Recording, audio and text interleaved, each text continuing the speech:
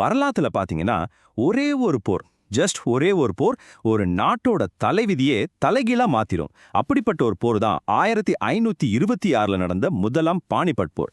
வாங்க இந்த ஒரு போர் எப்படி ஒரு மிகப்பெரிய சாம்ராஜ்யத்தையே உருவாக்குச்சுன்னு நாம பார்க்கலாம். யோசிச்சு பாருங்க, ஒரே நாள்ல ஒரு பெரிய பேரரசு உருவாக்க முடியுமா? எப்படி? இந்த கேள்விக்குள்ளதான் நாம இன்னைக்கு பயணம் பண்ண போறோம். முதல்ல இந்த பேரரசோட ஆரம்பத்தை புரிஞ்சுக்க நாம நேரா அந்த முக்கியமான போர்க்களத்துக்கே போகணும். அங்க என்ன நடந்துச்சுன்னு பார்க்கலாம். இப்ப நீங்க பார்க்கறது தான் அந்த போரோட அடிப்படை விவரங்கள். தேதி ஏப்ரல் 21, 1526. இடம் இன்னைக்கு ஹரியானால இருக்கிற பானிபட். முடிவு என்ன தெரியுமா? முகலாயர்களுக்கு ஒரு தீர்மானமான வெற்றி. இதோட விளைவு இந்தியால ஒரு புத்தம் புதிய சாம்ராஜ்யம் உருவாகுது. சரி, எந்த ஒரு கதைக்கும் ரெண்டு முக்கிய கதாபாத்திரங்கள் இருப்பாங்க இல்லையா? அதே மாதிரி இந்த வரலாற்று நாடகத்தோட ரெண்டு பெரிய தலைவர்களை பத்தி இப்ப நாம பார்க்கலாம். ஒரு பக்கம் தைமூரோட வம்சத்துல வர்ற பாபர். அவரோட பூர்வீக நிலமான சமர்கந்தைய இழந்துட்டு ஒரு புது சாம்ராஜ்யத்தை உருவாக்கணும்னு ஹிந்துஸ்தானை குறிவைக்கிறார். இன்னொரு பக்கம் டெல்லி சுல்தானகத்தோட சுல்தான் இப்ராஹிம் லோடி. இவருக்கு பெரிய ராஜ்யம் இருந்துச்சு, ஆனா உள்ளுக்குள்ள ஏகப்பட்ட குழப்பம், கலகம். சோ ஒருத்தர் லட்சியத்தோட வர்ற படையெடுப்பாளர், இன்னொருத்தர் ஏற்கனவே அதிகாரத்துல இருந்தாலும் நிலையற்ற தன்மையில் இருக்கிற ஆட்சியாளர். இங்க ஒரு முக்கியமான விஷயம் என்னன்னா, பாபர் சும்மா கிளம்பி இந்தியாக்குள்ள வந்துல. அவருக்கு இங்க இருந்து, அதாவது உள்ள இருந்தே ஒரு இன்விடேஷன் வந்துச்சு. ஆமா, அந்த அழைப்பு தான் இந்த படையெடுப்புக்கே முதல் புள்ளி. அந்த அழைப்பு யாருக்கிட்ட இருந்து வந்தது தெரியுமா? இப்ராஹிம் லோடியோட ஆட்சியில அதிருப்தியா இருந்த ஆட்கள் கிட்ட இருந்து தான்.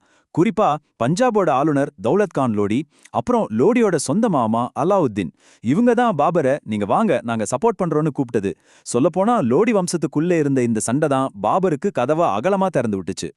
அழைப்பு வந்தாச்சு, பாபரும் ஓகே சொல்லிட்டார். படைகள் எல்லாம் ரெடி. இப்ப வாங்க நாம எல்லாரும் அந்த சரித்திர முக்கியத்துவம் வாய்ந்த பானிபட் போர்க்களத்துக்கு போகலாம். இங்க தான் கதையில ஒரு பெரிய ட்விஸ்ட். ரெண்டு படைகளோட பலத்தை கொஞ்சம் பாருங்க. பாபர் கிட்ட இருந்தது வெறும் 13,000 15,000 வீரர்கள் தான்.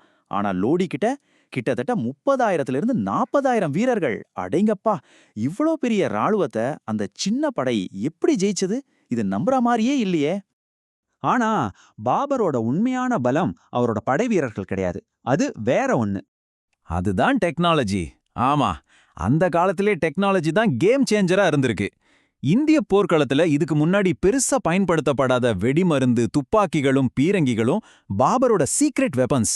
யோசிச்சு பாருங்க, திடீர்னு காவை கிழிக்கிற சத்தத்தோட குண்டுகள் வந்து விழுந்தா எப்படி இருக்கும்? அந்த சத்தத்தையும் புகையும் பார்த்து லோடியோட படை, குறிப்பா அவரோட யானைப்படை மிரண்டு ஓடிடுச்சு. இதுதான் போரோட மொத்த போக்கையுமே தலைகீழா மாத்தி போட்டுடுச்சு. இந்த புது டெக்னாலஜியும் பாபரோட ஸ்மார்ட்டான போர் வியூகமும் சேர்ந்து போரை ரொம்ப சீக்கிரமாவே முடிவுக்கு கொண்டு வந்துருச்சு. அந்த வெற்றி சாதாரண வெற்றி இல்ல, அது ஒரு புதிய சகாப்தத்தோட ஆரம்பம். அதுதான் முகலாய சகாப்தம். போர்லாம் ரொம்ப நேரம் இழுக்கவே இல்ல.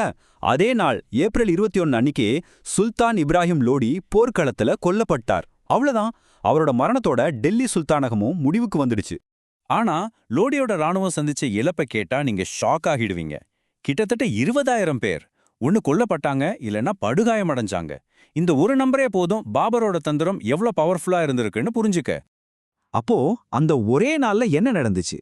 ஒரு பெரிய சாம்ராஜ்யம் சரிஞ்சு விழுந்துச்சு.